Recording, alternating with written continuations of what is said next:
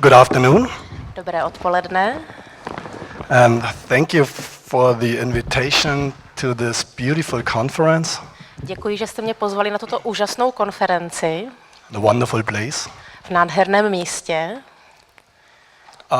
Bohužel neumím dost dobrý česky, aby by mohl jsem dát tento...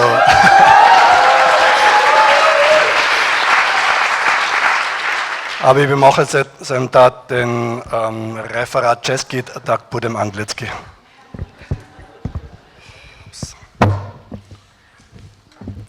And thank you for translating, Teresa. Děkuji, Tereza, za překlad. So, my name is Markus Henniger. Jmenuji se Markus Henniger I'm an alternative practitioner of psychotherapy, a jsem alternativní psychoterapeut. doing couples therapy and sexual therapy. Dělám párové terapie a sexuální terapii. I have a practice in Munich, Germany since several years. Už několik let mám praxi v Mnichově I'm also a sexological bodyworker. a vystudoval jsem také sexologickou práci s tělem, However, the hands-on sexological bodywork, ale tu praktickou část sexologické práce s tělem, touching people, touching clients, kde se klientů dotýkám, I'm doing only in Prague and Czech Republic. praktikuji pouze v Praze v České republice. Because in Germany, psychotherapeutically working people are not allowed to intimately touch clients. Protože v Německu není možné podle jejich zákona, aby se psychoterapeut klientů dotýkal intimně. So there I'm doing more the classical style of sexual and couples therapy. Takže v Německu se věnují spíš té klasické sexuální a párové terapii, Which can also be very effective. která samozřejmě taky umí být velice efektivní. So the title of my talk is The Longer the Partnership, the Worse the Sex. Můj referát se jmenuje Čím delší partnerství, tím horší sex. How sexological bodywork can help. A jak může sexologická práce s tělem pomoci. And I would like to start with introducing to you Jana and Hansa. Napřed bych vám představil Janu a Honzu. As you can see, they're happy, Jak vidíte, jsou šťastní, they're fresh in love, jsou čerstvě zamilovaní and have a beautiful sexuality. a mají krásný sexuální život. However, over time, you can see that Ale s časem, jak můžete vidět, their sexual satisfaction se jejich spokojenost se sexem snižuje. is decreasing. So this is how they look at the beginning, Takhle vypadají na začátku svého vztahu and this is how they look after several years. a tak o něco později. Kind of bitter, Zahořklí, sad, smutní not very happy with their partnership, a nepříliš spokojení se svým vztahem. and not at all happy with their sexuality. A už vůbec nespokojení se svojí sexualitou. And I think all of us know couples facing these problems. Určitě všichni známe takové páry, které mají podobné problémy. So it's so often that we are tempted to ask ourselves, is this a natural law? A je v tom nějaká zákonitost, nějaká přirozená zákonitost? Does it have to be like this? Musí to tak být? And of course I would say no. Já samozřejmě říkám, že ne. So let us look what happened with Jana and Hansa over time with their relationship. Tak pojďme se teď podívat, co se s Janou a Honzou během času dělo. With time, Jana and Hansa develop in the relationship a binding, a bonding. Během toho vztahu si vytvořili určité pouto mezi sebou. Closeness, certainty, Jsou si blízko, je tam jistota also predictability, routine and having. a také předvídatelnost, rutina a vlastnění. This is my partner and I have him, I have her. Takové to, tady mám partnera a on je můj. Some of these things, the first things are very beautiful. We want to keep them in the partnership. Ty první tři věci jsou krásné a my si je chceme ve vztazích uchovat. However, very often they have costs. Ale často jsou na úkor něčeho jiného. Very often they go at the expense of autonomy, Většinou negativně ovlivní autonomii, distance, curiosity, surprise. odstup, zvědavost a moment překvapení, novelty and wanting. novinky a takové to chtění partnera. Desire, I want you, I really want you. Taková ta touha, já tě chci, tak to tam potom chybí. So where would you think is desire, arousal? More on the left or more on the right side? Myslíte si, že touha a vzrušení je spíše v levém sloupci nebo v tom pravém? I think most of us would agree that mainly at the right side. Asi se shodneme, že spíš na té pravé straně, The curiosity, surprise, novelty. kde je zvědavost, překvapení, novinky. So very often in couples it happens that as the security rises, U párů se většinou stává, že jak ta jistota a pocit bezpečí stoupá, at the same time, like in a balance, the desire, the wanting, the arousal is decreasing. tak spolu s tím klesá touha a vzrušení. Especially if there's no real emotional intimacy. Obzvlášť, když tam chybí opravdová emocionální intimita. So this of course brings us into a dilemma. A to nás přivádí k takovému dilematu. How can we maintain the positive aspects of the security side Jak si uchovat ty pozitivní stránky té strany jistoty, toho pólu, and at the same time keep, or if it's already lost, regain passion, lust, desire? a zároveň si udržet nebo znovu získat, pokud jsme už o ně přišli, tu vášeň, chtění partnera a touhu. And how can sexological bodywork help with that? A jak nám v tom může pomoct sexologická práce s tělem? And I would plea for strengthening both polarities, Já jsem proto, abychom posilovali obě dvě ty polarity. both the security and the desire side. Jak tu jistotu, tak tu touhu. And then to allow a conscious pendulum between them. A pak mezi nimi uměli vědomě přepínat, vytvořit takové kyvadlo. With a goal to get away from this metaphor of a balance Cílem je odstoupit od té metafory té váhy, té nepřímé úměry, one side rises, the other one lowers, kde jedna strana se posiluje, ale druhá se tím oslabuje, towards the picture of communicating vessels. směrem k metafoře propojených nádob. You increase the level in one side, Když zvýšíte hladinu na jedné straně, the level of the other side also increases. stoupne hladina i na straně druhé. So let me briefly conceptualize these two sides. Uvedu vám tedy pár konceptů. And security, there we have union as a driving force. Na té straně jistoty je harmonie tou hnací silou. It's very much subject-oriented. My partner is the subject. Je orientovaná na subjekt, kde tím subjektem je náš partner, It's intimacy-based. je založená na intimitě This kind of romantic and selfless loving, a je to taková romantická, nezištná láska, which is very much focused on well-being. která se hodně zaměřuje na takovou pohodu. Whereas at the desire side, Když to na té straně touhy we have differences at the driving force. je hnací silou rozdílnost. It's object-oriented, Je orientovaná na objekt, lust-based. založená na chtění partnera. It's this kind of archaic, selfish sexuality, Je to taková archaická, sobecká sexualita, taking and being taken. kde si berete a zároveň necháváte toho druhého, aby si vás vzal. Focused very much on arousal and orgasm. A zaměřuje se na vzrušení a orgasmus. And both of these sides are beautiful. A obě dvě ty strany jsou krásné. And all of us have these sides in us. A všichni máme obě v sobě. And it's good to have the possibility to live both of them consciously. Takže by bylo krásné, kdybychom je obě mohli žít vědomně. Because living only the union, the security side alone, Protože když prožíváme jenom ten pól té jistoty, the melting together of the partners, kde se ti partneři propojí velice těsně, there we have the threat that the sexuality gets boring. hrozí nám, že naše sexualita začne být nudná. As I said, especially if there's no real intimacy in the couple. Obzvlášť, když tam není žádná opravdová intimita. And I see it so often in the praxis that couples have sex, but no real intimacy. Vidím to často ve své praxi, že páry sice spolu mají sex, ale vlastně nezdílejí intimitu.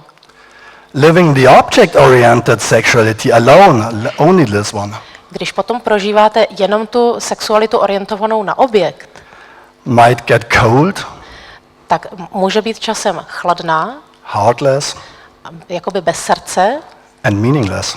a hlubšího významu. So it's good to be able to live both sides and to strengthen both sides. Takže je dobré posílit a žít obě dvě ty strany. How can we strengthen the security side now? Jak můžeme posílit tu stranu jistoty?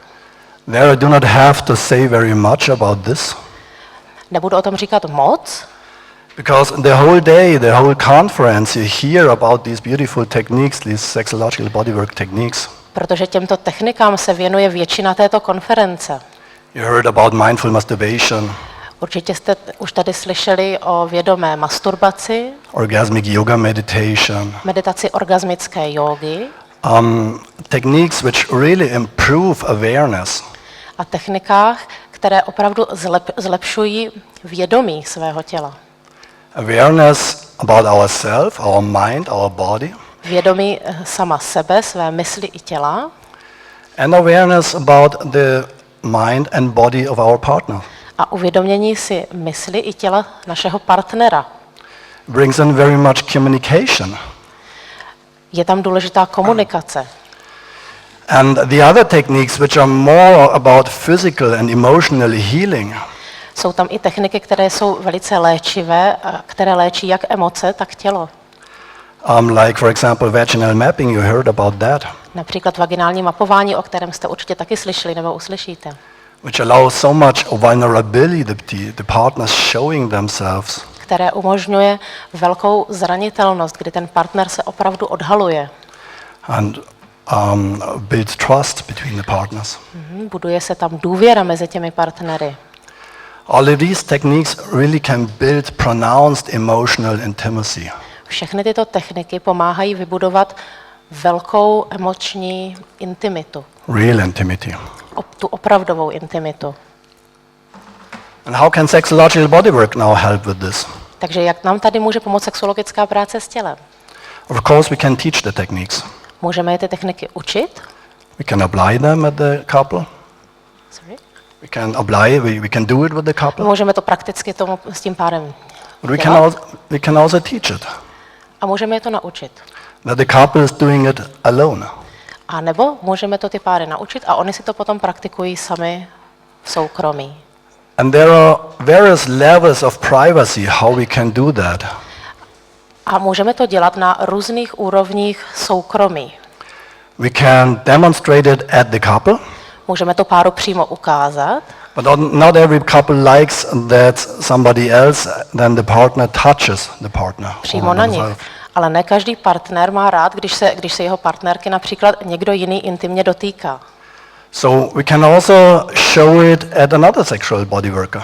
A nebo to můžeme ukázat na jiném bodyworkerovi. For example, I can show it at Sylvia, my wife. Já například mohu ukázat ty techniky na mé manželce Sylvii, She's also a sexological bodyworker. která taky vystudovala sexologickou práci s tělem, And she can show it at me. a ona zase na mě. And what we can do is that we can teach the couples the techniques on plush toys or plastic toys. Můžeme ty techniky učit také na plyšových nebo plastových pomůckách. So there's no nakedness, no touching during the session. Takže tam není žádná nahota a žádné dotýkání během toho sezení.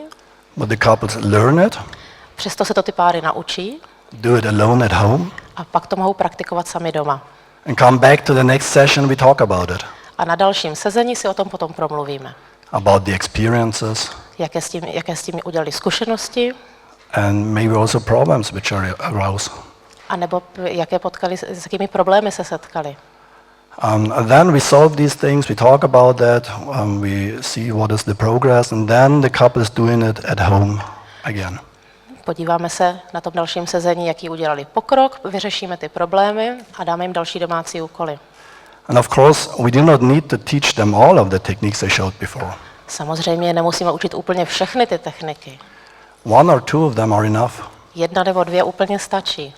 And which of them depends completely on the couple and their preferences. A to, jakou vybereme, úplně záleží na tom, jaký ten pár je. So every couple is individual and it's good to pick what is fitting for them. Každý pár je jiný a každý si vybere jinou tu techniku, která se jim líbí. And if we strengthened this security side and now if we build real emotional intimacy, Když jsme takto posílili ten pól jistoty a vybudovali emoční intimitu, we can also go on the other side, on the desire side. tak se můžeme podívat i na tu druhou stranu, na tu stranu touhy. There would be so much to say about that. There are so many beautiful concepts. Dalo by se o tom mluvit dlouho, existuje spousta úžasných konceptů. I will just talk briefly about one, Já se jenom krátce zmíním o jednom. a concept by Ulrich Clement, Je to koncept Ulricha Klementa which is focused on a difference. a je zaměřený na rozdílnost. It's about the sexual profile. A týká se sexuálního profilu. What is it, the sexual profile? Co to je sexuální profil? The sexual profile is the sum of all our preferences, wishes, needs, fears. Je to taková suma všech našich přání, potřeb, našich strachů, That we have regarding sexuality. které máme v oblasti sexuality. And people are individuals. A každý člověk je jiný. And individuals are different A každá individualita je jiná. by definition. Už vlastně z toho titulu, že je to individualita. So we have different wishes, we have different preferences. Takže máme různá přání, různé preference. And differences normally in a couple we accept. A v páru obvykle naše rozdíly přijímáme. We accept that our partner is not like me. Přijímáme, že náš partner není jako my. That he or she likes to go to the mountain on a holiday, Třeba radši jezdí na dovolenou do hor, and the other one to the sea. kdežto ten druhý raději k moři. One likes oriental kind of food, Někdo má rád asijskou kuchyni the other one classical Czech or Bavarian cuisine. a někdo klasickou českou kuchyni. And basically we accept that. A v podstatě to akceptujeme. We struggle with that.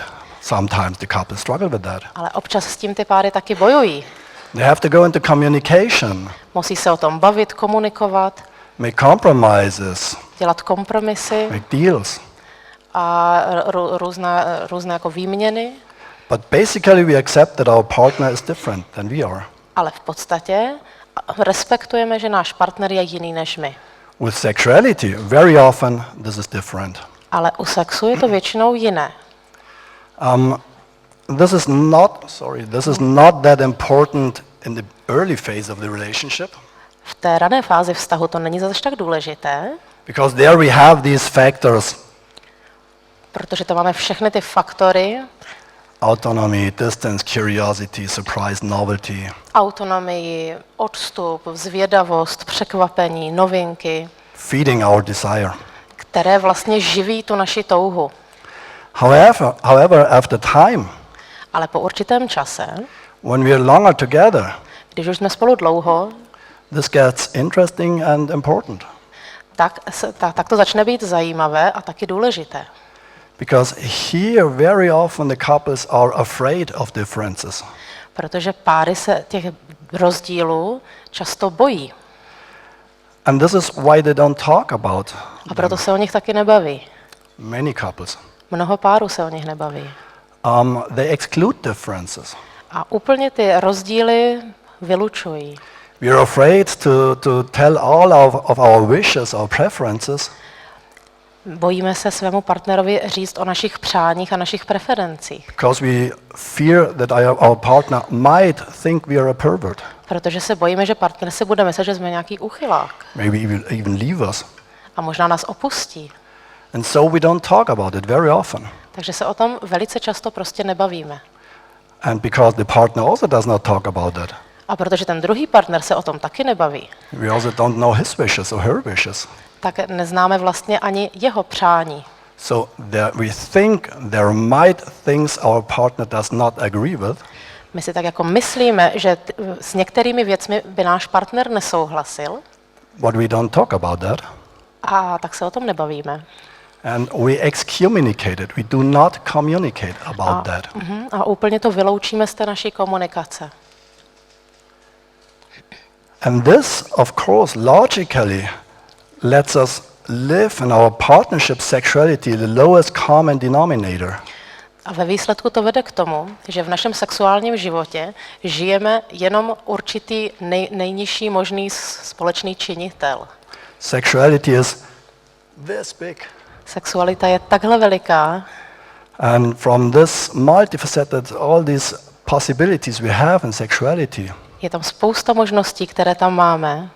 we have some of it in our individual sexual profile, Něco máme ve svém individuálním sexuálním profilu, but we live very often, couples live only this small part. Oh, sorry. ale většina párů žije vlastně jenom tady tento malý výsek, který je možný, Where both of them agree with, kde se oba shodneme. or think the partner might agree with that. A nebo kde si myslíme, že by s tím ten partner takhle souhlasil. There were so many surprises in my practice Ve své praxi jsem zažil tolik překvapení ohledně tady toho. when couples were starting talking about their sexual wishes and preferences. Když si ty páry začaly opravdu povídat o svých přáních a preferencích. And when couples live only the small part, Když ty páry žijí jenom tady tento malý výsek, of course there's a low variability, tak je tam velice nízká variabilita, pestrost. which has a high risk of erotic boredom. A hrozí tam potom nuda v té erotice. So what can we as sexological bodyworkers do? A jak tady můžeme jako bodyworkeri pomoct? Of course, we can provide a safe frame and a starting point for the couple to talk about their sexuality. Například tím, že jim poskytneme bezpečný rámec, ve kterém se ty páry budou moci začít vůbec bavit o té sexualitě. And mainly talk about the differences. A začít se bavit o těch rozdílech. And we do not need to jump right into it 100% at once. A nemusíme to udělat všechno na plný plyn hned od začátku. But you can do this very carefully and mindfully Uděláme to velice opatrně a vědomně. by starting with normalizing that differences are normal. Začneme se bavit tak, jako co je normální, že rozdíly jsou normální. By talking about what, or by asking, for example, the question, do you think your partner might have any wishes you don't know yet? Můžeme se třeba zeptat, myslíte si, že váš partner má nějaká přání, o kterých nevíte? What if he or she had? Co když ano? What could happen? How could you deal with it if the wishes were different? Co byste dělali, jak byste s tím naložili, kdyby ty přání byla jiná, než se vám líbí? If you did not agree with the wishes. Co když s tím nebudete souhlasit? And by this kind of communication, Takovouto komunikací we can figure out how direct or indirect the couple can start talking about their sexuality. přejdeme na to, jak moc přímo jsou ti lidé schopni se o té své sexualitě bavit. And there we can show various ways then. A pak jim můžeme ukázat různé způsoby. For one couple, it's good really to go directly into the wishes and the preferences. Pro některý pár je úplně v pořádku začít se rovnou bavit o jejich přáních a preferencích. For other couples, this would be a catastrophe. A pro jiný pár by to byla úplná katastrofa. For them, it's better to show them much more indirect and playful ways. Budou potřebovat mnohem méně přímý a hravější přístup. And they exist. A ty přístupy existují. And of course, it's not very easy. If we did not talk about our sexual differences, about our preferences from the beginning of the partnership, Nejsme v tom moc uvolnění, obzvlášť když jsme se po určitou dobu o těch preferencích vůbec nebavili. so there cannot come up very many insecurities. Takže se objevují různé nejistoty. There might also really come up problems in the partnership. V tom partnerství se mohou objevit problémy. And with this we can deal with this then. A my se s nimi můžeme pomoct těm lidem vypořádat. In communication. Díky komunikaci. And if we then strengthened both sides, both poles, Když jsme tedy posílili obě dvě ty polarity, the subject oriented, tu orientovanou na subjekt, the couple, two persons being one, kde ten pár je vlastně jakoby jedna bytost. and the difference A ten pol rozdílů, taken and being taken, kde si jeden druhého berete, then the couple can consciously pendle between these two sides. tak ten pár potom může vědomě přepínat a udělat takové kyvadlo mezi těmito dvěma póly. They can decide, do we live this kind of sexuality now for the given moment? Můžeme si říct, že v tomto momentu prožijeme něco z toho jednoho pólu And another time they can live the other side. a jindy zase z toho druhého pólu. And they can combine them. Můžeme je kombinovat. So there's a lot of different possibilities Je then. tady spousta různých možností. I like the picture of that, the union, the real intimacy Ten obrázek té jednoty a opravdové intimity, is the field, the territory, je tam strach z teritoria, defining the borders, určování hranic, which in difference and object-oriented sexuality can exist and live. Je to jiné, než co může vlastně nabídnout ta objektifikovaná sexualita. And of course, this has a lot of effects on the partnership and on sexuality. To má velký efekt na tu partnerskou sexualitu. We have more closeness, Ti lidé jsou si najednou blíž, boosted emotional intimacy, posílí se jejich emoční intimita, as we have more consciousness, more awareness, takže jsou více vědomí si sami sebe, more communication, more trust. více komunikují a více si věří.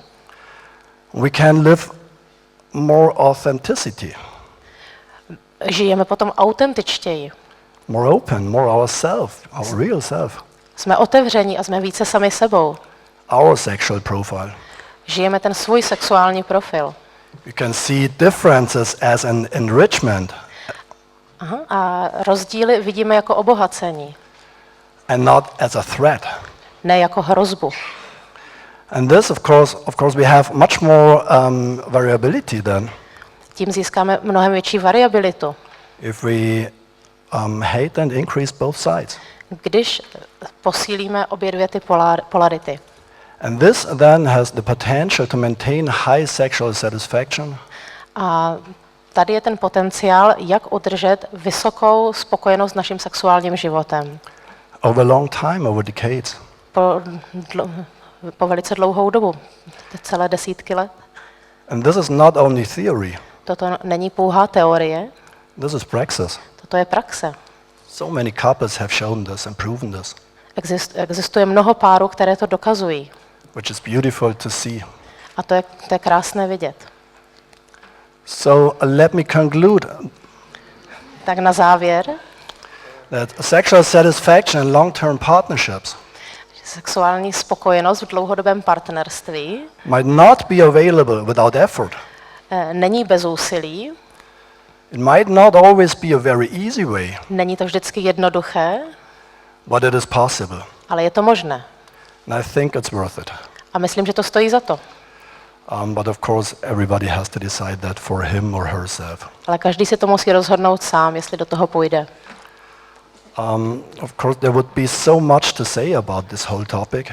Mohl bych o tom mluvit ještě dlouho, And for time reasons, I could just give you a smell. ale mohl jsem vám dát jenom tak ochutnat z časových důvodů.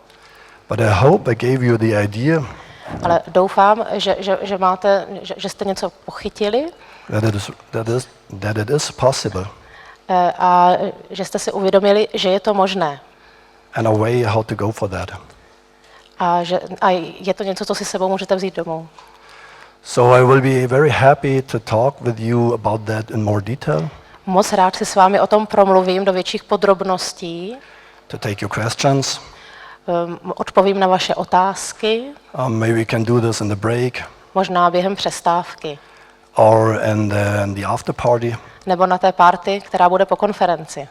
And I also gave you here my contact A tady je kontakt na mě and the contact of Sylvia, my wife, a kontakt na moji manželku Sylvii and love. a lásku. Sylvii. She's also a sexological bodyworker. As I Taky je said. bodyworkerka, jak už jsem říkal.